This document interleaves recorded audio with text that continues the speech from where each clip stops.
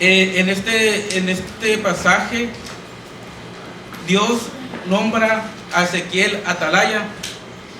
¿Y qué es la explicación que nos da? Le dice Dios a Ezequiel: si tú mirares que viene el peligro y no advirtieres que que donde viene el peligro, y si aquel hombre o mujer hiciera caso y se apartara de su mal camino, vivirá. Pero si tú mirares que viene el peligro y no le advirtieres, su sangre caerá sobre ti. En aquellos tiempos había ciudades amuralladas y en una torre alta estaba un vigilante, y su trabajo era cuidar, era vigilar que no viniera el enemigo. Y cuando viniera el enemigo, él daba voces y advertía a todas las personas que se acercaran al enemigo. ¿Y qué hacían esas personas? Corrían hacia aquella ciudad amurallada, entraban por aquella puerta. Pero llegaba el tiempo que también esas puertas se cerraran. Todos aquellos que no estuvieran apercibidos no iban a poder entrar. En estos tiempos, Dios está hablando a la humanidad y a su iglesia. Todos conocemos aquel pasaje cuando el rico y Lázaro, cuando el hombre rico estaba en el infierno y le decía: Padre Abraham, envía a alguien que les predique a mis hermanos para que no vengan a este lugar de tormento.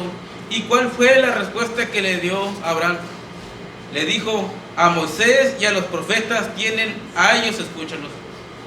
El mayor atalaya para la humanidad y para la iglesia es esta palabra. Aquí está Moisés y los profetas. Cuando viniera aquel día, no habrá excusa para nadie. Nadie tendrá excusa. Será la misma respuesta que le dijo Abraham. Tenían a Moisés, tenían a los profetas y nunca los escucharon. Pero si no fuera suficiente con eso, a través de los años y día a día, por todos los lugares, Dios sigue hablando a su pueblo. Aunque estemos esta palabra, se están levantando estos hombres que están denunciando el peligro que se viene. Es verdad, Cristo viene pronto, pero también dice el profeta Joel que el sol se convertirá en tinieblas y la luna en sangre antes que venga el día grande y terrible de Jehová. Y dice: ¿y quién podrá estar en pie en aquel día? Cuanto el vigilante, el atalaya, advertía el peligro a las personas, no era para que se asustaran, no era para que se amedrentaran, era para que corrieran hacia la ciudad amurallada, era para que se previnieran, porque aún el impío, con toda su piedad, Dios decía: háblale para que no se pierda y para que no muera. Vienen cosas difíciles para la iglesia, viene persecución para la iglesia, y ya no solo viene, ya está la persecución. Si usted se ha percibido y ha escuchado las noticias, en el sur de México están corriendo hombres y mujeres de sus pueblos, están quemando iglesias, están quemando sus casas. Incluso nosotros, hermanos de la Apostólica Unida, que están en la Sierra de San Luis Potosí, han sido corridos de sus lugares, de sus casas, han tenido que oír por la palabra, por creer en la palabra de Dios. Dice en Apocalipsis capítulo 12, cuando dice Juan que vio una gran visión y miró una mujer que tenía una corona con 2 estrellas y que iba a dar a luz, y aquel hijo que iba a dar a luz iba a regir con vara de hierro a las naciones. Pero también dice que había el dragón, el diablo, que estaba esperando a aquel niño que naciera para devorarlo. Y sigue contando la visión Juan, y dice que hubo una gran lucha en el cielo. Miguel y sus ángeles peleaban contra el dragón y contra sus ángeles, pero no prevalecieron más. Y dice la palabra de Dios que no fue hallado mal lugar para el diablo, y fue arrogado en la tierra. Y un ángel exclama a grande voz: ay de los moradores de la tierra, porque el diablo ha descendido con grande ira, sabiendo que le queda poco tiempo. Si se ha percibido también se está levantando un espíritu de antisemitismo, un odio contra el pueblo de Israel, y con eso también un odio contra la iglesia. El mundo se está dando cuenta que la iglesia apoya y ora por el pueblo de Dios, por Israel, y ese odio lo están invadiendo a nosotros también. Se está levantando un espíritu de antisemitismo y un espíritu de anticristo en toda la tierra. Dice en Apocalipsis 17 que cuando aquel dragón no pudo devorar el niño, dice que se fue a hacer guerra contra otros que son de la simiente de aquella mujer. No pudo vencer al Mesías, no pudo vencer al pueblo de Israel, y se fue a hacer guerra con los otros de la simiente de la mujer, que es el pueblo cristiano, si lo podemos llamar así. En el libro de Daniel, capítulo 6, conocemos la historia de cuando Daniel halló gracias en los ojos de Darío, y aquel rey miró que Daniel sobrepasaba a aquellos hombres y pensaba ponerlo sobre todos los hombres del reino. Pero dice que los enemigos intentaron hallar ocasión para que Daniel pecare o cometiera un delito, pero dice que no la hallaron. Como este hombre era justo, no podían hallar nada en él. ¿Y qué hicieron? Cambiaron las leyes. Cambiaron las leyes y propusieron con trampas, con engaños al rey, haz un edicto en el cual ningún hombre ni mujer demande o pida oración, sino solamente a ti a cabo de 30 días. En Daniel no había algo para acusarlo. Se tuvieron que crear nuevas leyes para poder tener que acusar a Daniel. Nosotros estamos viendo como en este mundo, como el mundo no hay ocasión contra la iglesia, va a empezar y ya está creando y están en proceso de nuevas leyes para parar el pueblo de Dios y para silenciarlo y para acosarlo. Todos conocemos también la parábola de las 10 vírgenes, las que 5 eran prudentes y las 5 eran fatuas. Y también conocemos aquel sueño de José, el sueño es de las vacas flacas y las vacas gordas, que las vacas gordas representaban el tiempo de abundancia y las vacas flacas el tiempo de escasez. Aquellas mujeres, aquellas 5 vírgenes tuvieron días, horas, semanas, tuvieron todo el día para percibirse, para llenar sus vasos con aceite, y no lo hicieron. En el tiempo de José mientras hubo abundancia, tuvieron todo ese tiempo para amontonar, para ahorrar, y cuando vino la escasez no perecieron porque se habían prevenido. Caso contrario el de las 10 vírgenes. Y yo me preguntaba, o me hago esta pregunta diciendo, ¿qué estaban haciendo esas mujeres? ¿En qué estaban invirtiendo su tiempo? ¿Qué estaban haciendo? Cuando dice la palabra de Dios que cuando Daniel escuchó el edicto que había sellado, y ni siquiera el rey podía revocar ese edicto, dice que cuando ya estaba firmado y sellado, dice que se entró en su cuarto, abría sus ventanas dirigiéndose a Jerusalén y se inclinaba 3 veces al día como era la costumbre. Yo me hacía esta pregunta, si este hombre tan importante y tan ocupado, con tantas responsabilidades, hallaba tiempo para orar a Dios, porque yo no puedo hallar también ese tiempo. Dice en Amós capítulo 8 versículos 11 y 12, dice la palabra de Dios que dice Jehová, dice que he aquí vienen días en que enviaré hambre a la tierra, pero no hambre ni de comida ni sed de bebida, sino de oír la palabra de Dios, e irán errante de mar en mar y no la hallarán. Dice también Isaías en el capítulo 55 versículo 6, buscad a Jehová mientras puede ser hallado, llamadle en tanto que está cerca. Hay un tiempo, tenemos un tiempo de abundancia, tiempo en que Dios puede ser hallado, pero ese tiempo se va a terminar. Algo que yo contaba y sigo contando, hace 10 años, yo recuerdo que estaba esperando el camión en una esquina, y en la mera esquina estaba un hombre predicando en altavoz.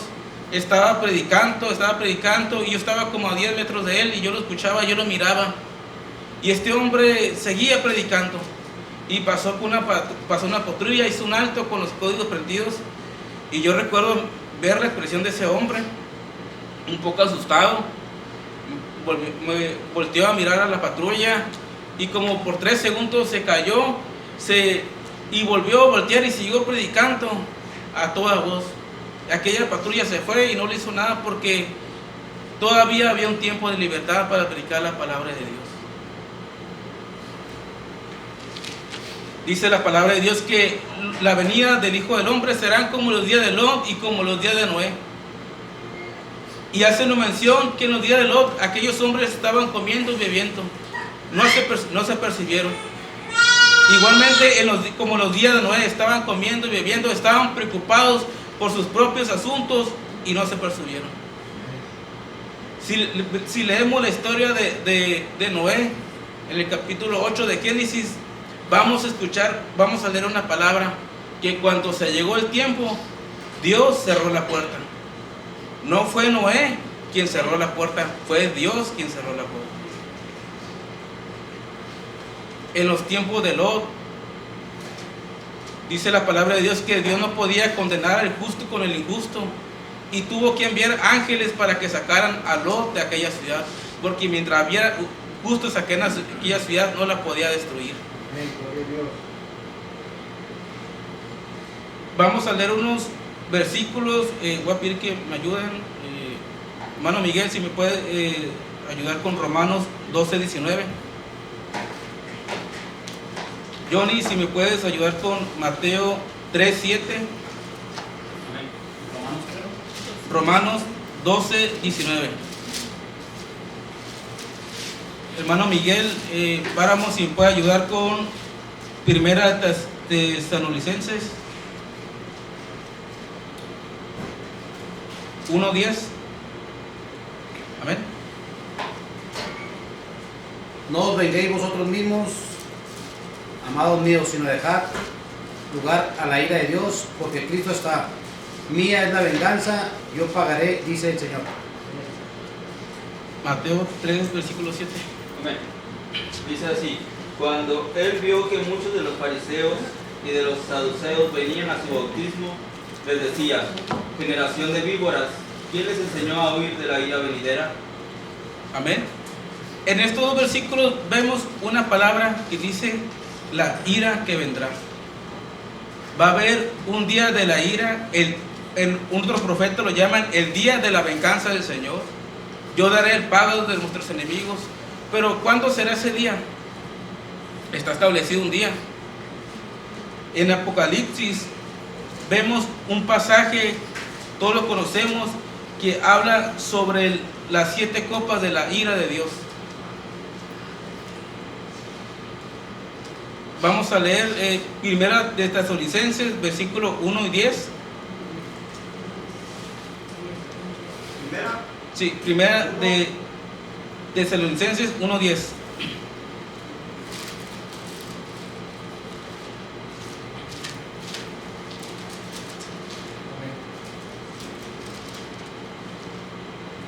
Dice, cuando venga aquel día para ser glorificado en su santo y ser admirado en todos los que creyeron, por cuanto nuestro testimonio ha sido creído entre vosotros. ¿Ven? Amén. Amén. Primera de Tesalonicenses 1:10 dice: y esperad a su Hijo de los cielos, el cual resucitó de los muertos, a Jesús, el cual nos libró de la ira que vendrá. Y en Romanos 5:9 dice la palabra de Dios: luego mucho más ahora justificados en su sangre, Por él seremos salvos de la ira que vendrá. Sin duda la iglesia va a pasar por muchas cosas. Va a pasar por tribulación, va a pasar por dificultades. Y no solo la iglesia, todo el mundo. Todo el mundo va a pasar por los 7 sellos, por las 7 trompetas, pero no va a pasar por las 7 copas de la ira de Dios. Cuando pase eso, ya la iglesia ya no va a estar aquí, porque como hemos leído, Dios nos ha librado de ese día. Cuando vino el diluvio y arrasó con toda la humanidad, la iglesia ya no estaba en el mundo, estaba dentro del arca, y el arca era Jesucristo. Cuando Lot y su familia estaban en Sodoma y Gomorra, Dios no podía destruir a esos ciudades. No, dice Dios, decía, no puedo yo matar al justo con el injusto. Antes de destruir aquella ciudad, tuvo que sacar a Lot y a su familia, por lo cual mandó a los ángeles. Ciertamente la iglesia va a pasar muchas cosas, pero no por la ira del Señor. Vamos a ver en la parábola de Mateo capítulo 13, versículo 24.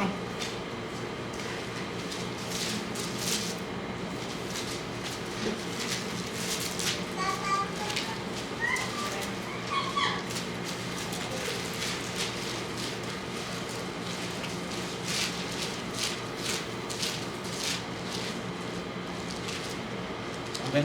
Mateo capítulo 13, versículo 24. Es conocida como la parábola de la siembra y de la cosecha. Amén. Dice así la palabra de Dios. Otra parábola les propuso diciendo: el reino de los cielos es semejante al hombre que siembra buena simiente en su campo.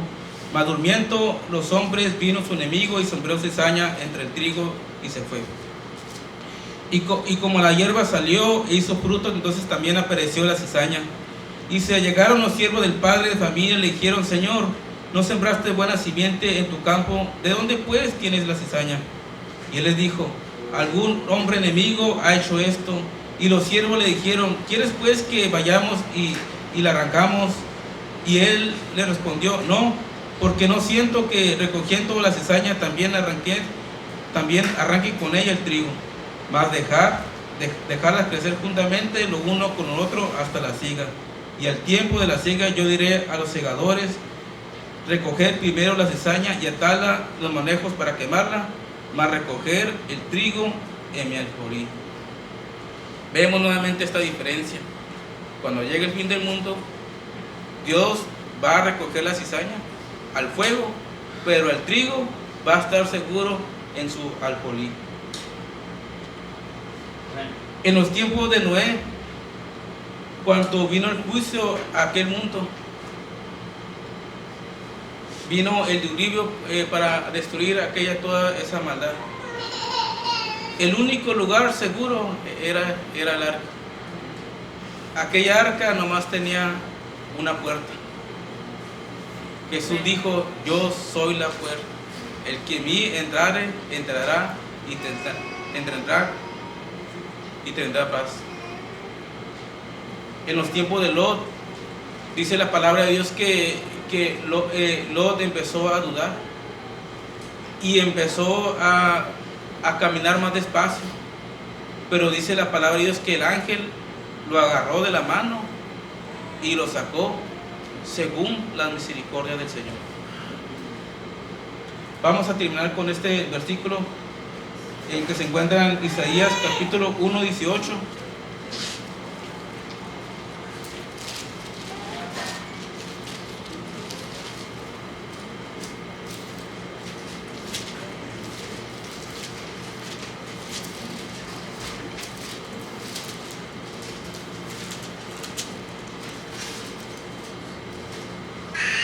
Dice así la palabra de Dios: venid luego, dice Jehová, y estemos a cuenta. Si vuestros pecados fueran como la grana, como la nieve serán emblanquecidos. Si fueren rojos como el carmesí, vendrán a ser como blanca lana. Si quisiereis y oyereis, comeréis el bien de la tierra. Cuando Dios manda al profeta Isaías y da esta palabra al pueblo de Israel, mucho pueblo estaba apartado, mucho pueblo se había alejado, y con todo eso Dios les seguía llamando. Dios seguía llamando a su pueblo, y no solo aquellos que estaban percibidos, sino también los que no estaban apercibidos. Le decía: venid a mí y estemos a cuenta. Si vuestros pecados fueron rojos como la grana, vendrán a ser blancos como la lana. Si fueran rojos como el carmesí, vendrán a ser blancos como la nieve. Mientras tenemos vida, hay esperanza. Mientras tenemos tiempo, aprovechémonos. Dice su palabra también que hay que aprovechar el tiempo porque los días son malos. Y aunque muchas veces leemos el Apocalipsis y parece algo catastrófico,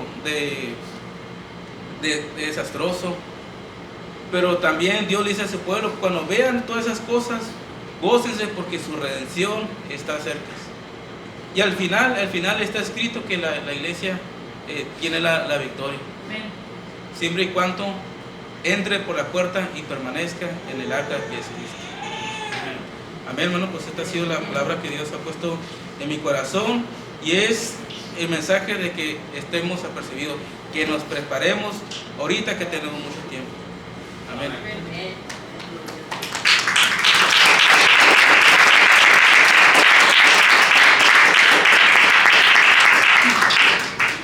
Dios bendiga a nuestro hermano Brian.